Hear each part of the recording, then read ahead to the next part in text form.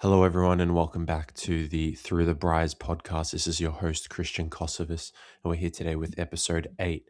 And today we're going to be discussing why so many people feel lost in their 20s and what actually helps. So, this I think is a really big one, especially for somebody who myself am in my 20s. But I do believe that now more than ever, people in their 20s are lost and directionless and have absolutely no way of identifying where to go and how to navigate the big transition from being a teenager to the pre-adolescence to the adolescence. I believe that people in their 20s are so used to having structure with school and not really needing to take too much responsibility for their life. So when they hit the stage where responsibility is a necessary task, they're completely driven into the ground with despair because this whole time they've been, well, I don't know what I'm supposed to be responsible of now because my whole life, everything has been just pretty much go to school, come home, study or train or whatever it may be, and then repeat without any real worry or care. And that's not anybody's fault. Everyone goes through that, but there's not much out there that really shows and depicts well enough how you navigate that transition. You feel like everyone else knows what they're doing while you're still just the one trying to figure out who you are and what you're supposed to do. And that alone, that question, that thought, it makes everyone feel very directionless. They feel behind everyone else. They feel this pressure to succeed. Most people, honestly, are unsure of just who they are in general as well. So the question is, why do so many people feel lost during this period of life? And I think, honestly, a big reason for that is just the big lack of not taking responsibility, but also lots of other factors that we're going to get into throughout the course of the video. But I think the modern situation in this scenario specifically is in life now, we live in a time where we're blessed with opportunity and we have more opportunity now than anyone in recorded history. And along with that blessing of having so many opportunities comes the curse of having too many choices. And with life, there's not exactly a handbook of how everyone should navigate their life because it's a little bit difficult. It's a little bit difficult, and everyone's life is different. Not everyone can follow the exact same structure and script and navigate their life without problem. So, alongside there being too many choices, there's no clear life path. And the clear life path that works for one person may repel another person. Another big one is just the fact that there is so much constant comparison online, especially now, this rise of hustle culture, which I went through in one of my other podcast episodes, is so corrosive. Just always needing to tell young people that you should be doing better. And if you don't have X amount of money by 20, you're severely behind in life. Or if you don't have this achievement, you're severely behind. Firstly, there is no timeline for life. Yes, you should have a process and a plan of when you want to achieve certain things, but that looks different for everybody. And it's not that you shouldn't achieve the things that they're telling you, but you're not behind or you're not a failure because you decided to not do it at the age of 20 and instead maybe you're going to do it at 25 or 30 or whatever it may be. There's also just a really big lack of guidance, and guidance is not simply telling people how to go about living, it's telling them why. And especially at such a young age when you're so impressionable and open to influence, the guidance should consist more of the why, which is something I'm going to get into a little bit later. But I think a lack of integration, mostly for most people who are struggling to get their life in order, is just the massive lack of why. Because everyone knows how. not many people want to go through with the how, but they know the how. They just don't know the why. Even if they think they do, most people don't intimately know the why. And again, just falling back to that, the pressure to succeed so quickly. There is nothing more dangerous to an individual than forcing them into a position that they can't yet understand the why for, and then can't go about doing something that's so far out of their own skill level that it's virtually impossible for them to complete. There's a lot of previous generations, they had very clear structure. Today we have so much freedom, but the freedom without direction can feel like chaos. And when there's chaos that is not integrated with order and maturity, that chaos and that freedom can feel very overwhelming, and it can feel like just a bottomless pit that's endless and forever expands. It is always lurking, it is always there. So I'm going to go through about 4 main insights that I think were really beneficial for me. And I'm going to connect a lot of this to how it helped me in my life, but also how it can help you and help you understand that. Because I think there's a lot of older people who are talking great things about being able to switch your life around, but I think it's a lot more helpful as well when there's someone who's close in age who can also let you know that they went through the exact same thing, and they might be older, they might be younger, whoever it applies to, there's always someone who has gone through it at a similar age and has conquered it, or maybe not even conquered it, but at least has it on a leash and is now not being controlled by it, but moderately tempering it. So firstly, the first insight I want to get into is that identity is formed through action and not endless self-reflection. So now in society, we are surrounded by people who say that you need the constant self-reflection and you should always be reading and looking into self-help to be able to reflect and fix. And it's like, yes, to a degree, self-reflection is a vital part to development in life and into progression, except the fact that most people, they try to think their way to identity, which cannot happen. Identity is formed by a few things, and those are committing to things, trying out new paths, and taking responsibility.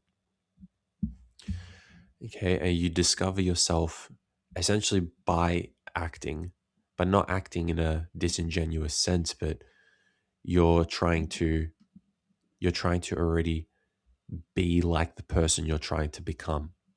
And there's a really fine line between that and between being fake and being someone you're not, because you trying to act like the person you want to become and constantly striving to be that person, even if you fail and you keep hustling and keep trying to act in that way, then it's not fake, because fake people, they remain one way and they remain as one character with no hope of changing and no wish for change while trying to appear as something else. And that's usually to earn unearned status is usually why a lot of people try to do that. But if you're actively trying to get better, and by getting better, you're trying to act in that better way, that is one of the best ways you can go about it. For example, it's somebody who says they want to be more generous and they want to start helping more people. Someone asks you for money and usually you would say no. This time, to be able to get to the point where you can be more generous and more helpful to other people, if someone asks you for money, you may not want to give it internally, but you're trying to become the person that is more generous, so you give them the money. That's not being two-faced or faked or cold-hearted, because that's a necessary step, because the more you do the thing, the better you become at it, and the more joy that you will feel doing it, because you're continuing to act out in the pattern. There's a really famous existential philosopher, Søren Kierkegaard, who's awesome. unbelievable mind of the past. And one of his quotes is, life can only be understood backwards, but it must be lived forwards. And that's a hell of a quote to think about. And I think that's exactly right. A lot of the problem we have now is because people, they're trying to understand first before living, and to experience and to understand requires action first. Your life is not, you you're not a being that can rationalize and understand through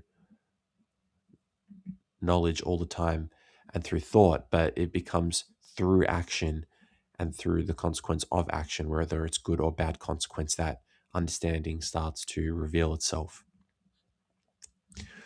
So if you're feeling like, if you're somebody who feels that you don't know who you are, a good thing you can do firstly is read books, read classical literature. You can read anything, honestly, but I would read classical literature because they deal with a lot of these identities, and the way you're feeling is the exact same way someone 1,000 years ago is feeling, and they have expressed it in a way that you may never be able to. And it is okay to look to the great minds of the past, because that's what they're there for, to help you identify perhaps what you're doing wrong and why the way you're living is wrong. So reading is a great way. Secondly, again, like I said before, just commit to new things. You need to be at a point in your life where you're willing to try new things. And some of us are probably in certain parts where we feel really lazy and we're like, I don't like this, I don't like that, I don't want to do that. And I was this person. I hated everything and I did not want to do anything. Genuinely, it was really bad. And I still honestly try to work out why I was like that. I think a big part of it was the company that I kept around, which was negatively influencing me, but also just the life I was living.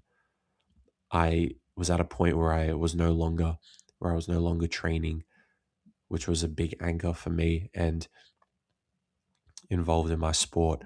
I was also someone who was isolating a lot and scrolling all the time. And that combo right there, it can devastate every single thing that you hold dear and completely alter the identity that you once thought you knew. And for some reason, I would always ask myself, why was I like this in the past and now I'm like this? What's shifted so suddenly? It was because I stopped doing things. And by committing to things, you need to commit to something. Humans, we're evolutionary creatures and we're built to adapt to any environment and every circumstance. But in order to do that, you need to be able to set the bar slightly above your current skill set. So there needs to be a goal that exceeds your current skill set, but is still in reach. But you can't set the bar so high that you can't reach it at all. Okay, so it needs to be a challenge, but it also needs to be attainable, and it needs to be a generous challenge. Okay, because a lot of people now as well, they see people doing all these big things with their life and they say, well, I need to make the huge jump. And it's like, no, you can't make the jump if you don't know how to walk steadily. So set yourself some goals, and you need to be comfortable with setting yourself floors instead of ceilings. So a ceiling is the ideal, the end, and the floor is the base minimum. So for example, a big thing that happened for me when I started implementing into my life to figure out my identity was I needed, and this also comes with how people build confidence. People always say, how do I build confidence and competence? Well, you need to show yourself that you can do the thing and that you can be courageous and you can take the step even when it's scary, because that's how you build confidence. But you, just to start, for example, you can say, my first skill floor is going to be, I'm going to go to the gym or do a sport or be physically active for 45 minutes or an hour, 2 or 3 times a week. So that's my floor. Okay. I'm also going to try read 5 pages of a book every single day. I'm also going to try write in a journal. You don't have to do this many things, but I'm just using this as an example. You start small and of course you work your way up, but these things might seem trivial. It's like, well, why would I read 5 pages? What's that going to do? The small things stacked up over time amount to massive results. But it's not just that, it's you need to establish the habit and establish the floor. So when you want to increase, and if you fall back on one day, so for example, let's say for 3 weeks, I've gone and trained at the gym 3 times a week. I've read 5 pages every day. I've ridden, I've gone to work, I've cleaned my room every day, whatever it may be. And then you start to increase that. So maybe you want to gym 4 times a week. Maybe you want to read a chapter now every single day instead of 5 pages. And on one day, inevitably, maybe you'll get sick. Maybe you'll just be tired or busy with other priorities. Maybe one week I couldn't go to the gym 4 times a day, but I still made an effort to go 3 times a day because I had that floor established. So you should never fall beyond the floor, but you should always try rise to the ceiling. So set a goal, even if it feels absolutely difficult to read 5 pages of a book. Pick up the book and put it next to your bedside table, or a shelf, or your desk. Because you putting the book there, even though that seems completely true, it's like, well, what the hell's the point if I'm going to pull it out and not read it? It's like, well, the book can either rot on your shelf or it can be put on your desk, which is better than where it was yesterday. And then maybe in a week, finally you pick up the book and you read 1 page, or you read half a page, or 3 lines. And again, nothing small is trivial. You should not condemn taking small steps and small actions, because that's where the biggest load of growth can come from. But you have to commit to the things. You can't find yourself and fix the way you're living without taking the risk of commitment. And for a lot of people, which is going to lead me pretty much directly into the second insight, which is the meaning comes from responsibility. Responsibility creates structure. And the reason why you weren't as stressed structure-wise in school was because, well, you had the routine. You woke up, you ate, you went to the bus, you got dropped off to school, you did the classes till 3 o'clock, 3:30, whenever it was, and then you came home and you studied and you did whatever else you did with your day. It was very structured. And when you're out of school, you lose that. And I think a lot of people are pressured as well to continue to go studying because they fear that lack of structure, not because they actually want to go study the thing that they're doing. And acting from a place of fear almost always indefinitely leads to the downfall of the situation that you're in. So, for example, with work, if your work's not very meaningful, well, you're probably not taking very much responsibility over your work. There's probably more you could be doing. There's probably a position that you could rise to that would grant you more meaning, but it's not necessarily that the position itself gives you the meaning, but it's more the responsibility of the choice and of the work or of the relationship that gives the person meaning. In a relationship, you find a girlfriend or a boyfriend and you want to make them your lifelong partner, your husband or your wife. Yes, the other person can help give you meaning, but it's more in the service of love and sacrifice and responsibility of the relationship that you find the meaning. And that's the thing. I think today, a lot of people, they confuse the young generation and they say that work or getting $1 million and being rich, that'll give you meaning. And you can't, I don't think you can assign meaning to yourself like that, because with trivial vain things, because those things, they don't withstand tragedy. And if you're somebody who leans into that and says, okay, well, if I make $1 million, then I'll be fine and I'll be happy and then I can help other people. It's like, yeah, you can help other people, which is great. But the problem is, if you're putting all your hope in that $1 million, if it doesn't work out or you get the $1 million and still feel empty, which 9 times out of 10 you will be, that's not the money giving you meaning. It's still a lack of meaning problem. And especially when life storms inevitably come around and knock you off, chaos enters a life and starts to wrestle with the tension of order, then, well, without a doubt, you're going to be very bitter and miserable. Because when you take responsibility, your life starts to organize itself on its own. So for me, for example, for a long time, for about 4 years, I was stuck in a situation where I wasn't really growing and I was very miserable and I hated everything and everyone. And I was never able to really grow out of that. And I could never understand why. And I still went through the motions. But again, it's like I knew how to, but I didn't go through the motions of understanding the why. And I didn't know that telling the truth and accepting responsibility and willingly, voluntarily facing the darkness of your life and taking up the responsibility to tackle it and being courageous is the things that precisely vanquish that exact darkness. I tried for so long to fall and to do different things, and I could never understand why it wasn't working. And when I was able to sort my life out and I said, okay, it's not okay to be a weak loser. And when a lot of people hear that, they'll get upset and they're like, well, it's okay to be weak. It's like, no, it's not. Because what they mean by that is that it's okay to stay weak.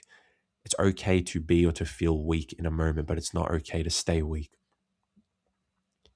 And a lot of young men, especially, really need to hear that, because a lot of young men don't have positive male role models in their life. A lot of them go most of their life trying to figure it out themselves.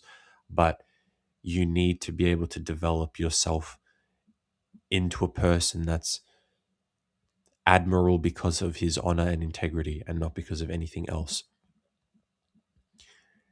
And if you can do that, everything else in your life will start to fall into place. But for me, what I had to realize was, as a man, I'm called to be of service to other people and to sacrifice, and especially to take responsibility. Because when I get into a family, that is one of the prerequisite roles of a man. And for me personally, if I kept living the way I was living, then, well, that obviously wasn't going to amount. And it's not like it's a straightforward path, because you have to kind of feel around and take steps. It's if you imagine you're going through, you have to imagine there's a surface of glass with glass squares. Some of the glass, when you step on it, will break and shatter and you'll fall through, and other glass is solid, you can stand on it. So when you're going through life, yes, you have to commit and you have to take up responsibility. And even if you don't know what to do in your life, it is still better to do something, to choose anything. Even if it's not, you feel like it's not going to amount to anything, everything always amounts to something. It amounts to the development of your character, to the cultivation of wisdom. And all of these things play a part in shifting you to the right path. So for example, if you just jump into something naively without a bit of planning and without a bit of hope for growth and understanding, then you're pretty much jumping onto that glass that's going to shatter. But what you're doing when you're making that commitment is you're tapping around the glass and you're finding a piece of glass that's stable and you're stepping on it. Okay. And that's kind of what you do for a lot of your life, is you have to feel around and see what floor is sturdy, what actions are good, what words are good. Will the glass shatter if I tell a lie right now in this situation, or if I tell the truth? And well, just quickly for the lying, if you think that lying in any situation is good, then you're wrong. And that's not an easy thing to do, because we all lie. And I can promise you, almost every single time, lying, you will never get anywhere by lying. And even though it may seem like you're winning in the short term, in the long term, because you're betraying the alignment with truth, you're inevitably bringing karma, for lack of a better word, onto yourself. And because something bad is happening now, something good is happening now, it doesn't mean that something bad won't come later. And if you've done something exceptionally bad in the moment, in the short term, well, time will come along and it will make sure that you pay in full and more for the lie and for the distortion of truth that you chose to do and act upon earlier. Because, Dostoevsky said a really good quote as well, where for this specifically, he says, the mystery of human existence lies in not just staying alive, but in finding something to live for. And That's a very particular quote as well. It's one of his most popular, but also because you can't simply just find meaning in anything. And this is something that Dostoevsky fought hard against for a long time, is the idea of self-assigned meaning. You can't assign yourself meaning because it does not withstand tragedy. And again, like if two people, one person said, I want to find meaning in my life by being of service to other people, and somebody else goes, well, I want to find meaning in life by having $1 million and being able to own 5 Lamborghinis and a big house. The person who lives the life of service will have the more meaningful life, because it's not something that benefits just them, but it's something that benefits the world around them and keeps, with each time you are, for the service example, with each act of service, your roots, they stretch deeper and deeper. And when your roots are deep and thick and strong, no harsh wind of life can blow you over. You should be like a rock, that you should let the waves and the uncertainty and the tragedy of life crash upon you, and you should remain unmoved. Yeah, and that's a big thing. People don't want to take responsibility because they're like Hamlet. Paralyzed into they're paralyzed by thought, and they overthink themselves into paralysis, and then they can't act. And it's like, no, you shouldn't have to think about it to then go and act, which is what I did. I was a massive overthinker, and I overthought probably every single outcome I could think of for every single situation, every time I wanted to make a decision. And I was absolutely miserable because of that. And I thought I was doing myself a service and that it was a good thing being an overthinker. And this is not to say that you should enter life without thinking, because of course you need to think and, have a bit of maturity and a bit of thought. It's not a bad thing, but that level where you can't even act. I was thinking so much that I could not commit to anything or act, because I would say, well, what if this doesn't work out in the future? And I was living so far ahead that I couldn't act in the present. And now, for example, I've done this. I've been making videos now for a while, and is it going to be something that works out in the future? I can't answer that.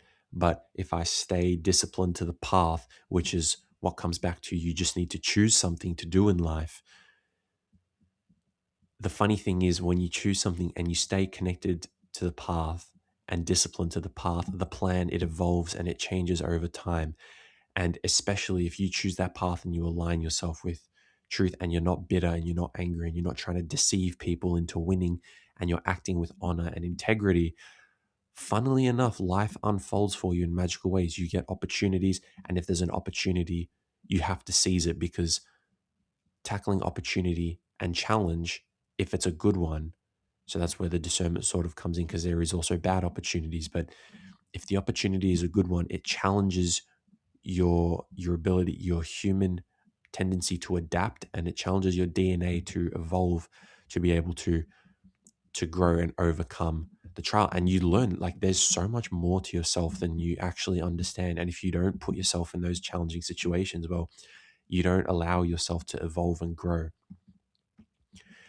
The reason I was doing this was because, for me personally, was that if I could say something that touches one person or helps one person grow, and maybe they change the orientation of their life, because I try not to structure these videos as this is the only way to solve it, even though with certain things there is very clear black and white, this is how you solve this situation.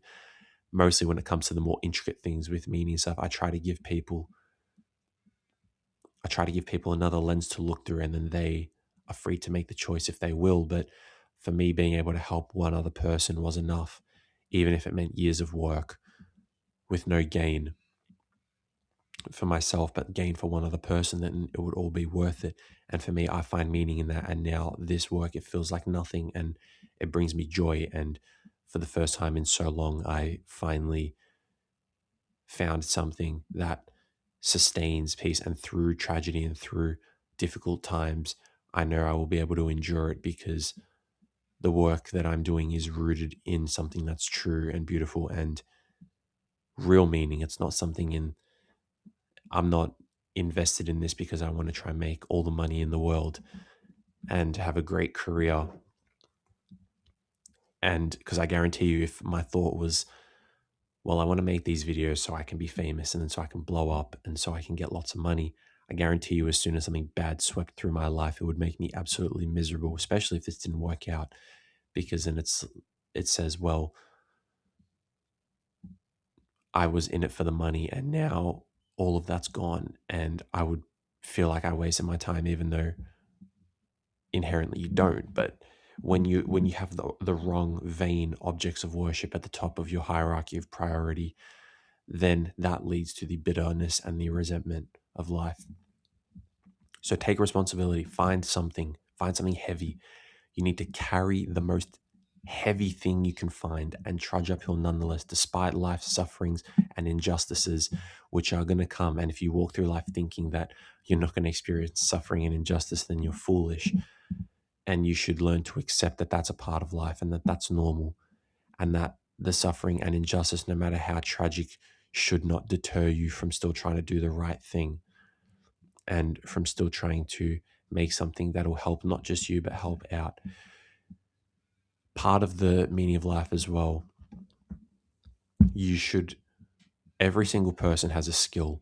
Every person has a God-given gift or something that naturally they're good at. You need to find, if you want a good way to figure out what you should do, find out what your skill is. And if you say you don't have one, well, then you're just somebody who you don't want to grow, and you're refusing. You're enabling and reinforcing that psychological process of, oh, no, I don't have one. No, I can't do it. Instead of just being open to the change, because every single person has a gift and has something they're good at. And your job to start, find the thing that you're good at. It could be talking, it could be reading, it could be art, it could be science, it could be whatever it may be. There is something every single person is good at. Find a way to use your skill to help other people. And I promise you, you will gain so much meaning out of that and you'll never look back. But if you're using your skill to manipulate and to deceive others for your own gain, then, well, I can promise you in years to come, you will fall, and you will fall straight to the ground. But if you can use that skill to help others and to be of service and to give everything away, give all your knowledge, all your processes, if you're keeping things for yourself, then funnily enough, you don't get many more ideas. But when you're giving away, you get more ideas and you get more things revealed to you that you can keep giving. As part of a good life is to be able to give as well. And it's not always about giving material things. It's about giving time or a word of love or giving loyalty or helping somebody else. There's so many ways that you can give that are not just material based. So find the skill that you're good at. Find something difficult to do. Okay, for me, starting all this was really difficult because I had no idea how to do any of this. And slowly, the more I've been immersing myself, the heavier load I've been trying to carry, funnily enough, the more clarity I'm getting on how to do it. Whereas at the start, if I stayed overthinking this and said, well, how am I going to do it? And if this happens, what am I going to do? Then I would never have begun it. But now that I've begun it, everything is manifesting itself clearly.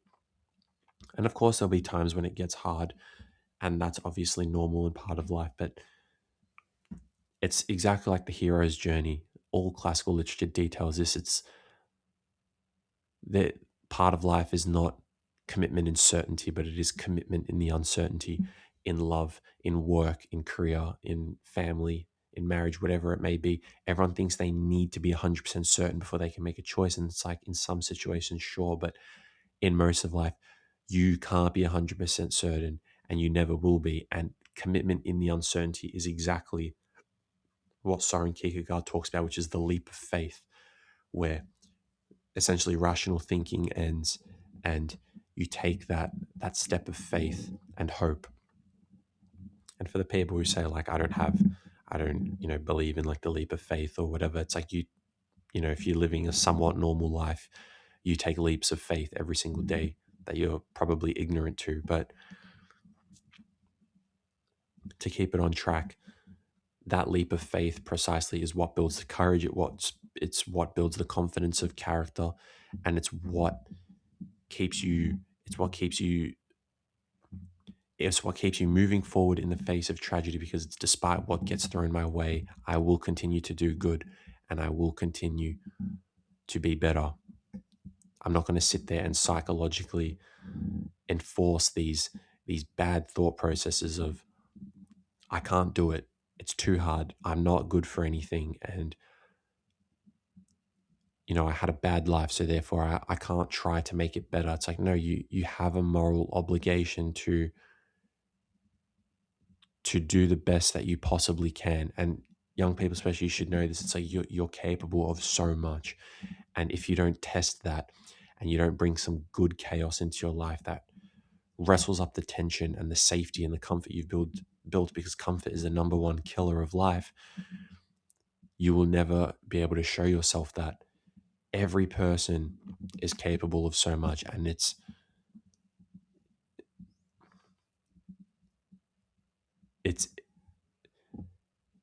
a crime to yourself that you won't let yourself and your beauty shine out to the world. And you can do it. And there is so much opportunity. And no one said it was going to be easy, but it is very simple at its core. And that's what life is. We make life so much harder and so much more complicated than it is. But life is very simple. And when you're living in a life and in a way of simplicity, where you're taking on the things that you should be taking responsibility of, life just, it gets easier and you get much more clarity in your vision. To make sure that you're constantly developing that eye for responsibility and courage, to develop your confidence and your competence as a person, and becoming the best person you can in a relationship. Instead of looking for the right partner, you try to be the best partner. And for your job, trying to find your gift and working on it in a way to be able to benefit it and to help the community. Work on yourself, train, be strong, be physically strong, so that you help your mental and your cognitive ability. Be healthy, get sleep, and find something with your skill that you can use. And that's going to tie me into number 3, is that feeling lost is actually a part of growth and resentment. And those things tie in quite intimately. But for me, when I felt lost for all those years, probably, I think it was about 4 years, I was feeling very, very lost. And that was probably from when I was 18 to about 17 to 22, 21, 17 to 21, mostly, that I was feeling quite lost. And I didn't embrace that, because again, I thought that to be able to not feel lost, I had to understand, and I would never commit in the uncertainty, which is what kept me lost. Pretty much every hero in literary myth, they start with confusion and chaos, and they don't know, and they're being sent on an adventure that they don't know how to navigate. And then, they bump into a dragon along the journey. The dragon's trying to kill them, and magically in that engagement with chaos and with darkness, they're able to unlock those genes and those parts of themselves, because they've exposed themselves to a threat, and they're able to adapt and they're able to conquer the situation. And by the end of the movie, they're a hero, and they've changed so dramatically that they weren't even the person that they were before. The hero and the person of everyday life, because you are the hero doesn't start confident, they start uncertain. And if you can rewire yourself to think that commitment in the uncertainty is the way for life, then you'll have a much better time than being like, oh, I need to rationally try and understand it all, or else it doesn't make sense and it's not true. It's like, no, do the thing. It's like people with belief, people that say they believe something. People don't actually know what their values are, and morality wise and ethically, what they stand for, because they're fed stuff online and they just adopt it. They don't actually know what they stand for. And especially in times of chaos or tragedy, people, they can't stand alongside their beliefs. And people will be like, yeah, if something bad happens, I will stand on my belief. And it's like, well, firstly, you won't know if you'll do that till the moment arises. And that's when you'll be tested. But Nietzsche also spoke about that, where he said that you're not virtuous because you're passive, essentially.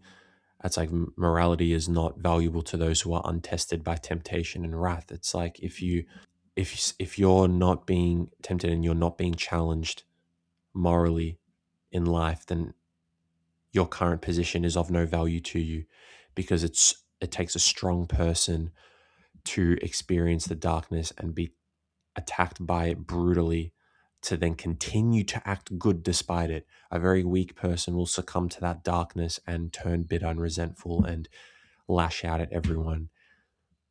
It takes so much strength to continue acting good in a difficult situation like that. The feeling of being lost is often the beginning of the journey, not the failure of it. So when you guys remember that, the cave that you fear to enter holds the treasure you seek, which is a quote by Joseph Campbell. You have to enter to the scary parts. You have to face the darkness, the toxicity that you may be adopting. And it's like you need to have the humility to be able to say, well, I am doing bad things. Yes, bad things have happened to me, but part of taking responsibility as well is not just taking responsibility for your career or for your love life. It's like, yes, bad things have happened to me, and maybe they weren't my fault, and they probably weren't my fault some of the time, but it's like they're mine now and they're in my hands. So now that they're in my hands, what the hell can I do about it? How can I continue to act better and change and do what's right despite what's happened to me? Taking responsibility is also that. The person often who needs the change most. And this actually, funnily enough, translates perfectly to the underground man in Dostoevsky's book, Notes from the Underground. And it's the absolute pinnacle definition of the person who is bitter and resentful and hates everyone. He's self-sabotaging, he's intelligent but paralyzed, he's resentful towards society, and he thinks he's above people. He's isolated, and yet he has the gall to think that he is still above everyone else and no one can think like him.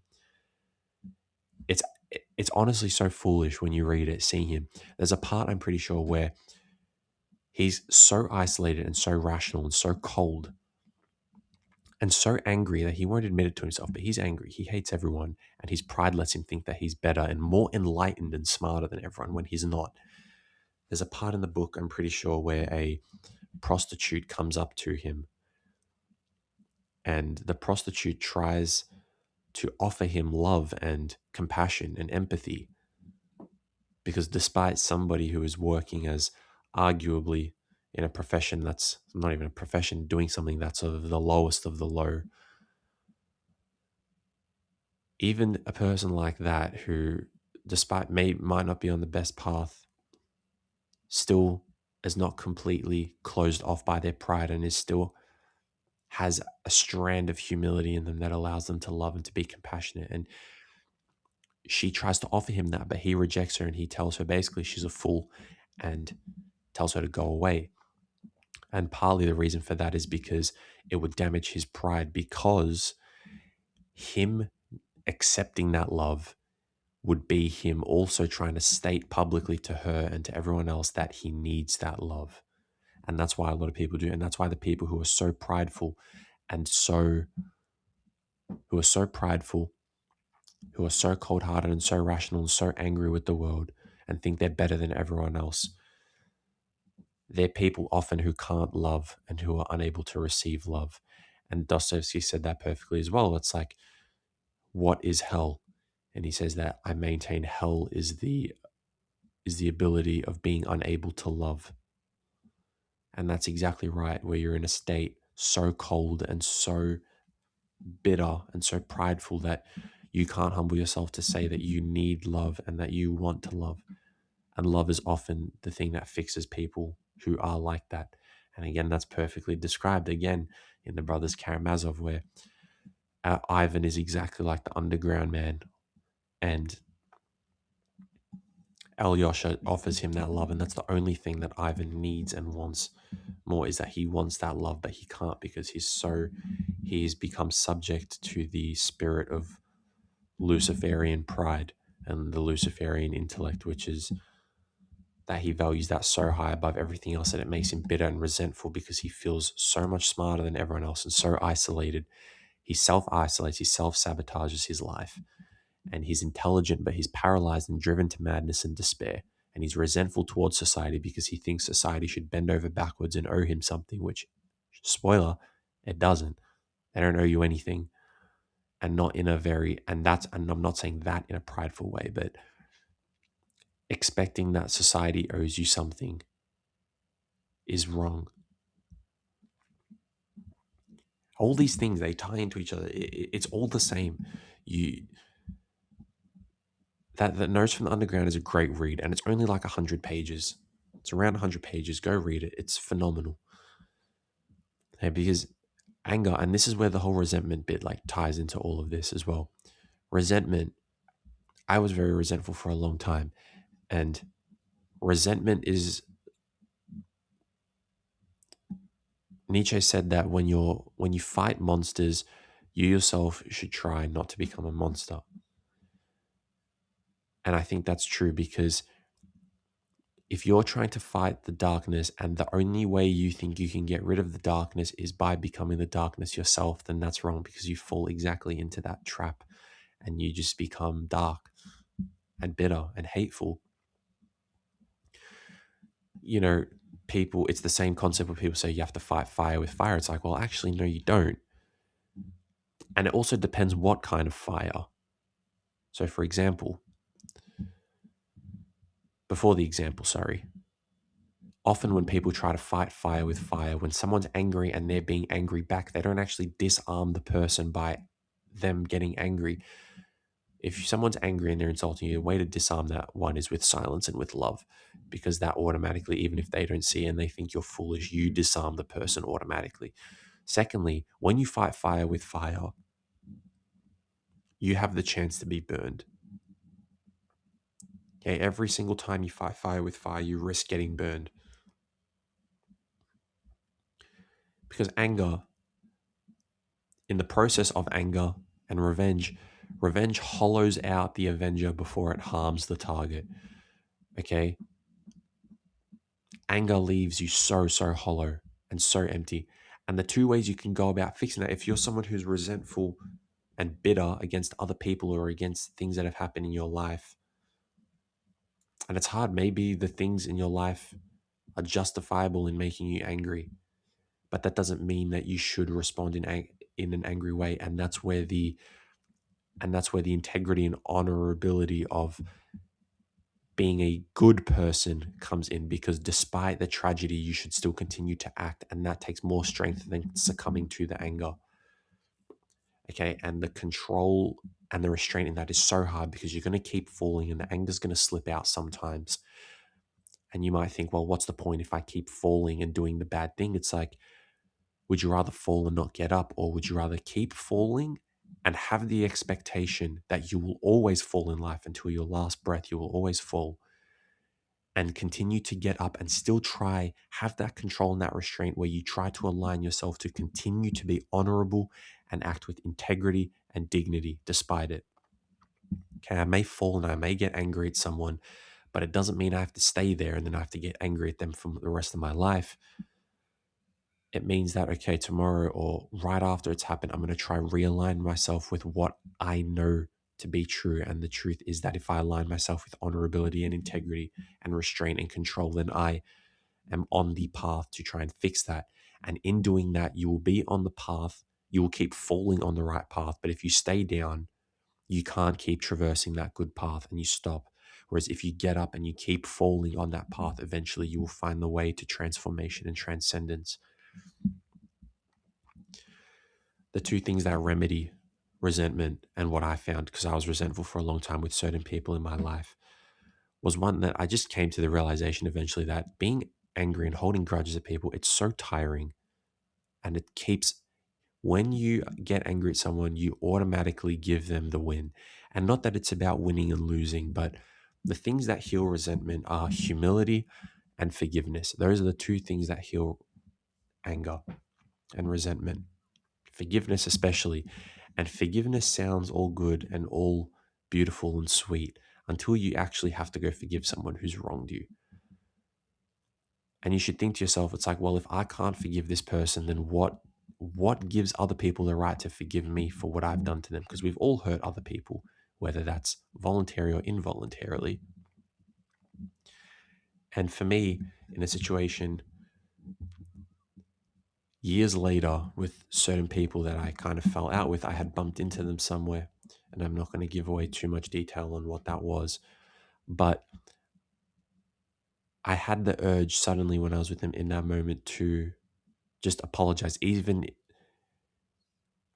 though I couldn't really understand why. I went and I apologized to these people, and we sorted out the crap. And funnily enough, after that, things in my life like drastically turned around. I was not weighed by the chains of misery. And it turns out there was just a big misunderstanding. And obviously, you can get harder because the more evil you commit, the harder it is to ask for forgiveness, because it's like, well, these people have good reason to be pissed off at you for being stupid. But forgiveness lifts that weight and that imprisonment feeling off of your shoulders. Okay, because you shouldn't sit there carrying that and wallowing. You should be like, okay, I need to forgive these other people. And in the forgiveness, funnily enough, that's where the humility comes in. You're putting yourself in a humble position because you're admitting what you've done wrong. And it's not about a blame game of like, I forgive you, but you still did this. It's like, no, I'm going to forgive them and I'm going to apologize for what I did because I'm not perfect. And you are directly responsible for everything everyone else does, as well as the things that you do. Okay. And if you go orienting your life and thinking like that of, well, I'm responsible for everything bad that happens around me, and not in a sort of white knight bearing the weight of the world kind of way, but in a way that you're no better than anyone else.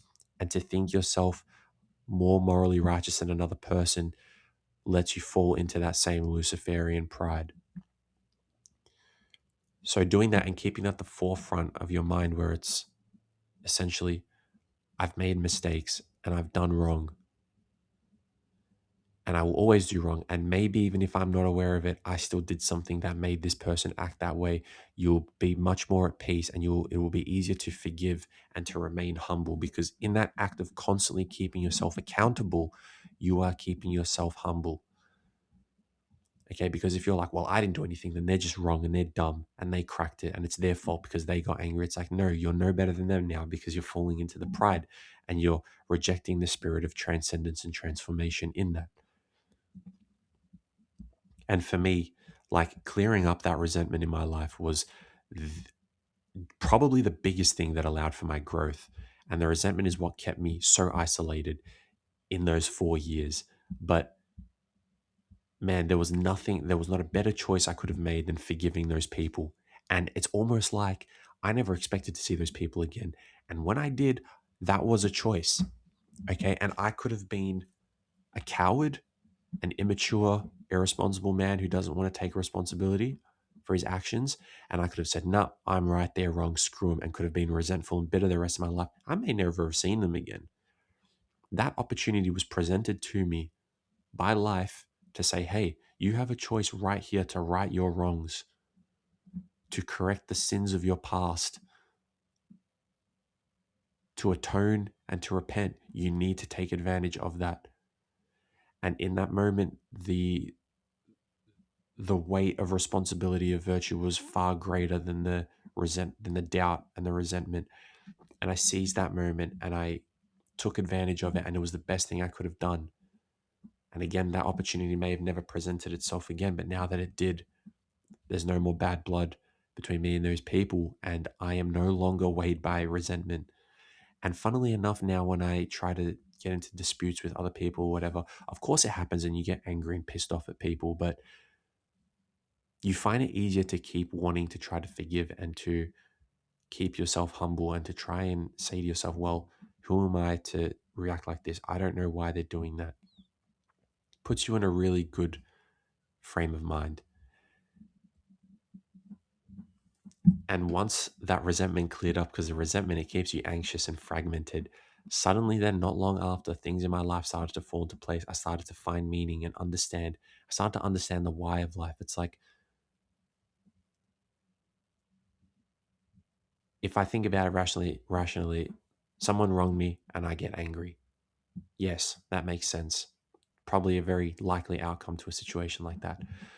But why am I angry? Why is being angry better than not being angry?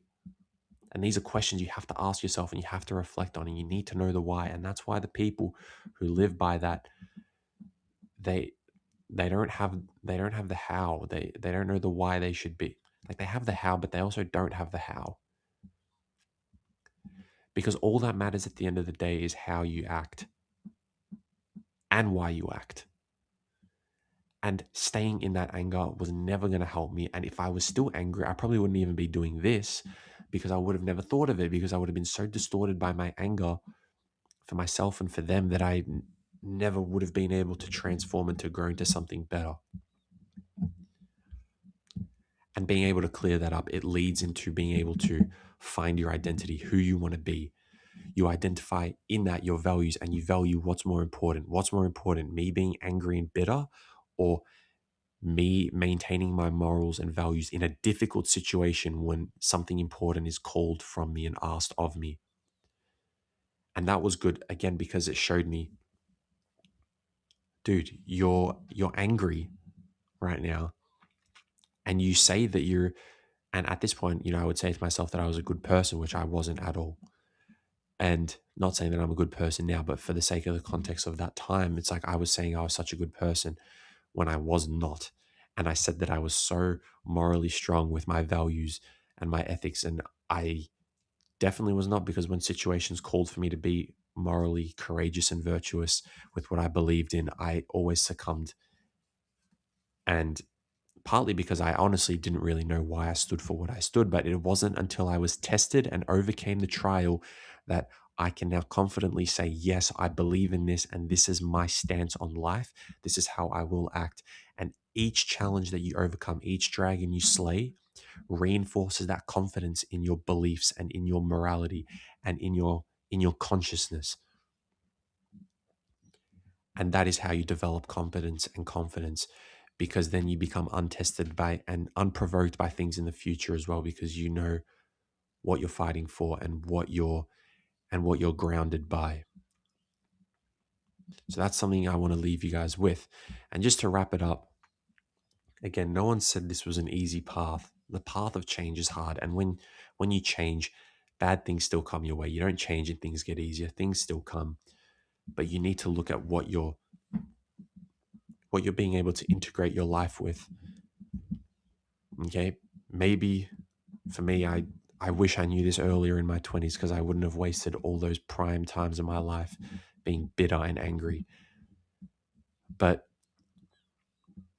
I want you to leave with this thought. It's that maybe your 20s aren't supposed to be perfectly figured out. Maybe they're the stage where you begin building the person that you're going to become. You have so much time in your life to get it right and to change. And you need to seize that time, because that time can be taken from you at any point.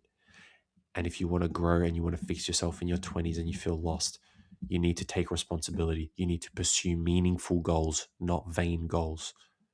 Okay, where you begin building, that's exactly how you begin building the person you're going to become. Accept uncertainty, accept injustice, rise above it with virtue. Don't succumb to the suffering. Okay, and of course, it's a lot easier said than done, but that is exactly how you erase the feeling of being lost, okay, and how you cultivate and how you galvanize that growth. You heal the resentment. Okay, you take responsibility, pick up something heavy, walk uphill, take up all your suffering, your injustice, your career, find your skill, find something you want to do, be of service to other people. That is how you find your meaning, not by how much dollars you have in your bank account. Okay, identity is formed through action. You need to act out the forgiveness and the humility. You need to act out the love, and you need to act out the part in order to form your identity, because in healing that resentment, in acting out the part when I didn't want to, but I still did it, that formed my identity, and it's given me more clarity on who I am now more than ever, because it's revealed to me what I can do and what I'm capable of. Okay, stop sitting there and endlessly self-reflecting. Self-reflection is important, but constant thought leads you to paralysis, as it did for Hamlet. Okay, I'm going to start to wrap it up here, because I think that was good, but you're not alone, and there's so much that you can do and so much you can become, and you need to seize that opportunity in that moment.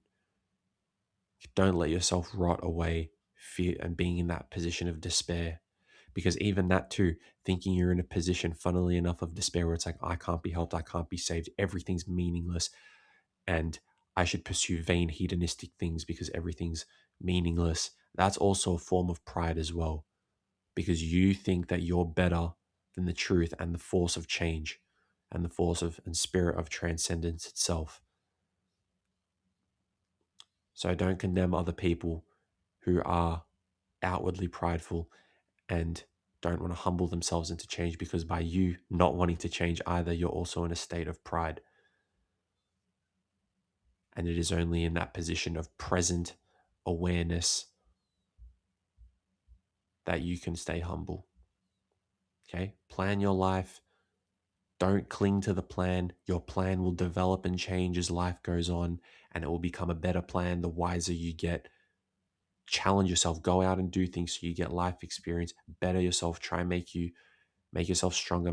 Read, build your mind, fortify your mind, build your articulation, understand yourself, and in time, everything will fall into place as it's meant to. Okay. Thank you guys so much for joining me on episode 8 of the Through the Briars podcast. And I hope all of you who are in your 20s have found something useful in this and can make one choice to go and be better and to find a way to change your life. It's not easy, but you can do it. Okay, life is very simple. It's not easy, but it's very, very simple. Okay, exceed your current skill set. Do something that is going to grow and catalyze good change in your life for you and for the people around you. Be strong so you can help and love those around you. And don't fall for all the propaganda that is on social media that is keeping you in a state of pride and a state of resentment and holding anger towards other people, and a state that's also a state that's not allowing you to grow by enforcing your toxic and bad behaviors, keeping you narcissistic and apathetic and self-centered and self-obsessed. The more you think about yourself, the more anxious you're going to be.